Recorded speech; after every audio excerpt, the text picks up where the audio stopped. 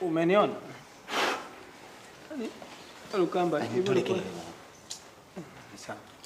do you know that cheating is an atopic habit that whoever attempts on, it might vanish his career? Huh?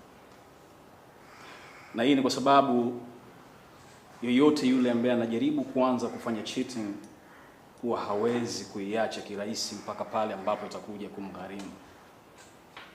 Sio maneno yangu, but this is psychological fact kwa wale ambao tayari wana academic nzuri.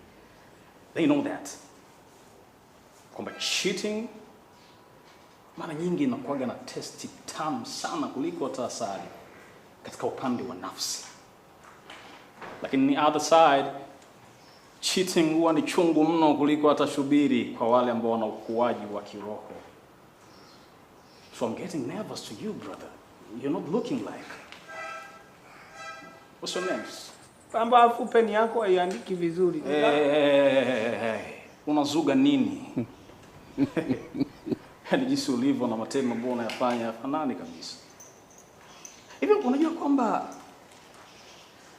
cheating ni maradhi ambayo yana kirusi sugu sana.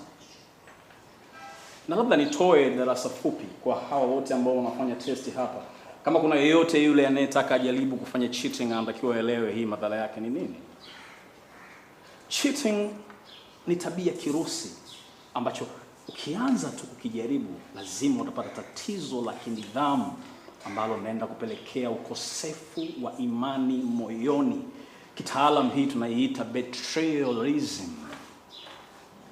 Na ukishaingia katika huo mkumbo wa hicho kirusi, brother, hauwezi kubaki salama. Maana yake ni kwamba hauwezi kuacha kuchiti. Ukimpata mchumba wako utamchiti. Ukimaliza kufanya kazi ukiajiliwa bosi wako utamchiti. Ukiwa na familia watoto wako utawachiti.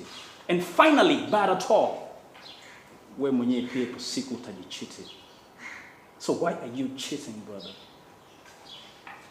Let me tell you something. Unaniona mimi? Mpaka nafika hapa leo kuaminika kusimamia hii test ya leo katika maisha yangu ni kwa sababu mimi sijawahi kucheat. Mwalimu samani? Bila samani? Madam ameniagiza kuna mwanafunzi mpya nimeambiwa nimlete darasa hili. Okay. Karibu ingia.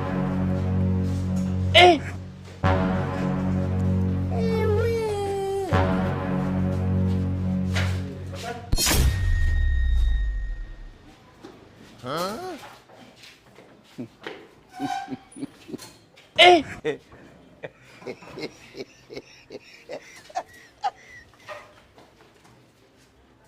Huh?